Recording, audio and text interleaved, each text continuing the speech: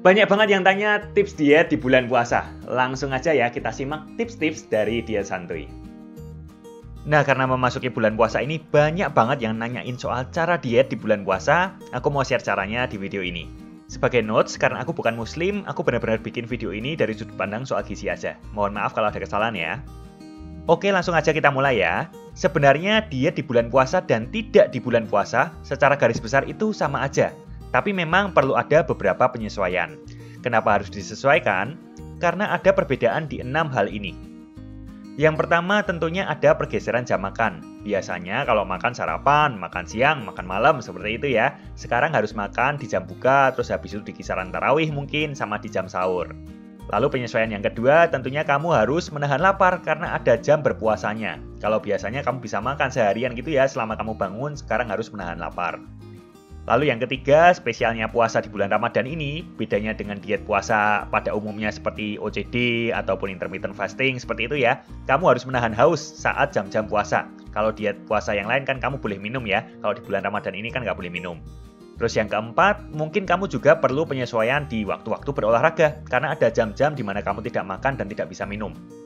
Yang kelima, jam tidur kamu juga mungkin bisa jadi berubah.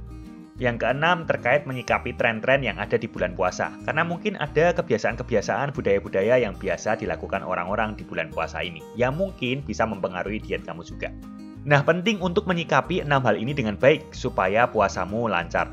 Ingat, yang terpenting puasanya lancar dulu, karena tentunya ini adalah keinginan umat muslim yang berpuasa. Puasanya bisa lancar dari awal sampai akhir. Dan sekalian nih di bulan puasa, pastikan badan kamu bisa makin sehat juga. Dan terakhir, baru kalau bisa dan memang kalau mau, sekalian kejar supaya lebaran bisa langsingan dikit. Jadi tagline Diet Santuy di bulan puasa ini selalu puasa lancar, badan sehat, lebaran langsing. Jangan kebalik urutannya ya, nanti yang dipikirin lebaran langsing dulu, yang dikejar yang penting makan dikit, puasanya malah nggak lancar. Salah ya. Oke, langsung aja kita bahas 6 hal tadi. Yang pertama terkait pergeseran jam makan.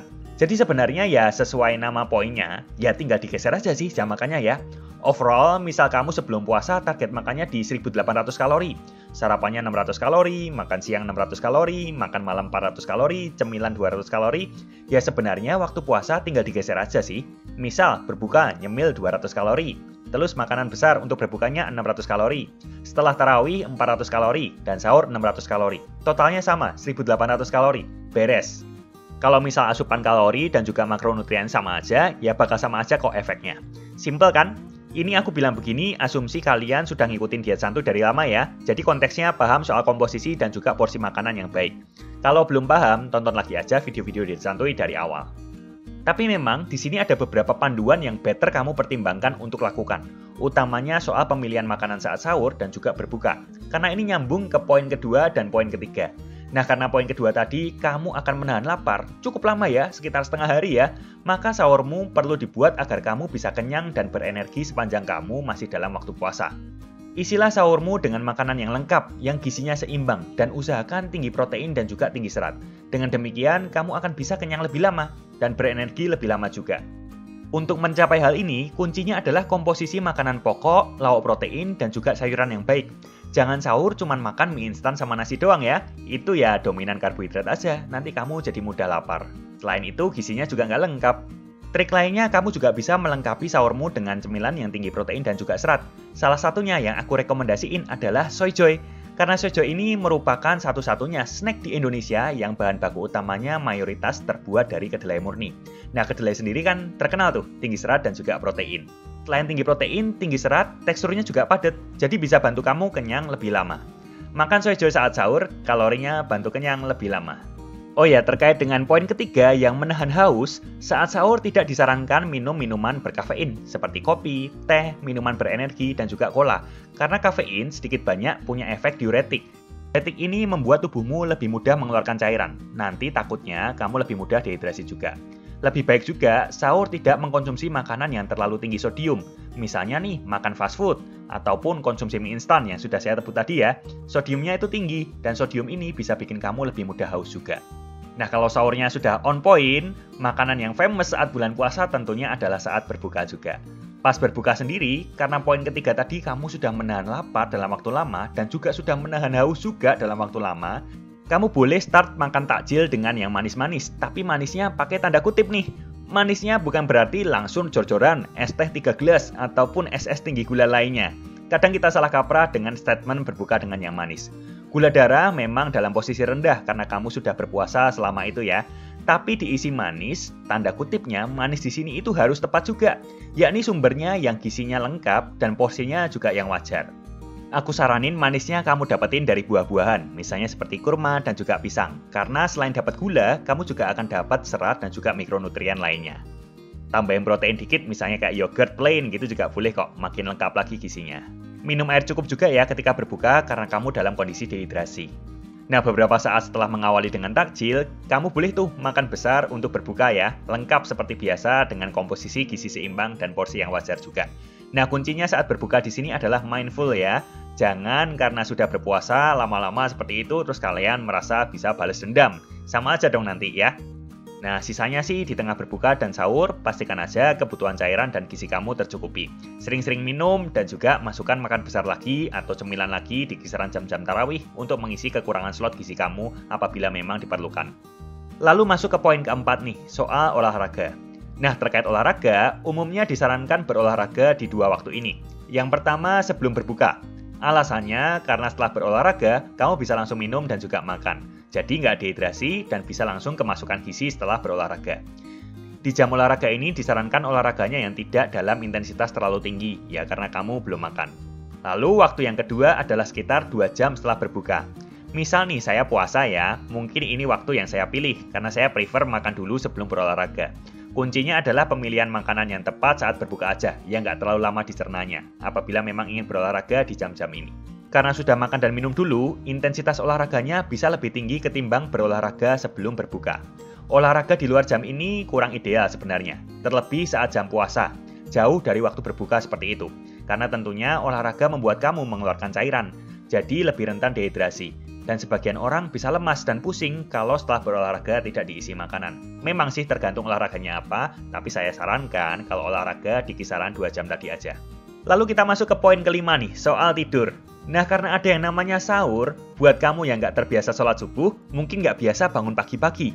Mana beberapa orang, terutama mungkin seperti ibu-ibu gitu ya, yang perlu bangun lebih pagi nyiapin makanan untuk sekeluarga, jam tidurnya jadi berkurang. Nah, di sini tentunya kuncinya adalah tidur on time saat hari sebelumnya. Jangan kebanyakan melakukan hal-hal yang nggak penting. Nonton drakor, nonton acara TV, nunggu sampai sahur gitu ya. Tentunya bisa disingkirkan dulu lah acara-acara seperti itu. Terus terkait olahraga tadi, beberapa orang juga akan sulit terlelap apabila waktu olahraganya mepet dengan jam tidur. Nah, terkait ini kamu sesuaikan aja sesuai preferensi pribadi, karena tiap orang beda-beda. Ingat, kurang tidur juga berdampak ke rasa lapar, berdampak ke pemilihan makanan, di mana studi menunjukkan kalau kamu kurang tidur, pemilihan makanannya makin jelek gitu ya.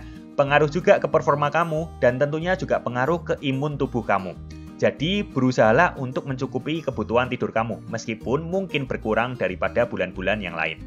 Selain itu, setelah sahur, kamu juga bisa lanjut meneruskan tidur habis melakukan sholat subuh, apabila memang jeda waktunya memungkinkan. Atur aja ya. Nah, lalu untuk poin ke-6, terkait budaya-budaya yang muncul saat bulan puasa nih, yang mungkin mempengaruhi kesuksesan diet kamu juga. Aku sebutin beberapa ya. Yang pertama, aku lihat istilah berbuka dengan yang manis ini cukup gencar. Nah, ternyata aku lihat kemarin di Instagramnya Gizipedia, itu asalnya ternyata dari jargon minuman botol. Jadi jangan salah persepsi ya, minuman manis nanti munculnya yang tinggi-tinggi kalori doang. Mentang-mentang haus dihajar semua, mentang-mentang lapar nanti yang manis-manis dimakan semua. Nanti kebanyakan asupan kalori dari sini, slot makanan bergizinya jadi kurang. Dan goalsmu lebaran jadi langsing bisa-bisa juga menghilang juga. Terus nomor 2, aku lihat muncul cemilan-cemilan khas bulan puasa nih. Bukan nggak boleh, tapi dikontrol dan mindful aja kalau makan. Misalnya nih, nastar isi nanas, itu kan sering ya keluar ya di bulan puasa seperti ini. Nah, 1 butir aja itu bisa 60-an kalori. Bayangkan kalau kamu makan 10 biji, itu udah 600 kalori, banyak banget gitu ya. Jadi dikontrol ya. Lalu yang ketiga, munculnya gorengan-gorengan yang nikmat dan juga es-esan sebagai takjil gitu ya, mengakhiri ngabuburit seperti itu. Nah, ini juga kuncinya mindful aja, sama seperti cemilan-cemilan tadi. Dibatasi, makan secukupnya, kalau pengen boleh, tapi ya jangan kalap seperti itu. Dan terakhir, kalau dulu sih ya, ada budaya sahur on the road seperti itu. Nungguin sahur, nggak tidur bareng-bareng rame-rame gitu ya.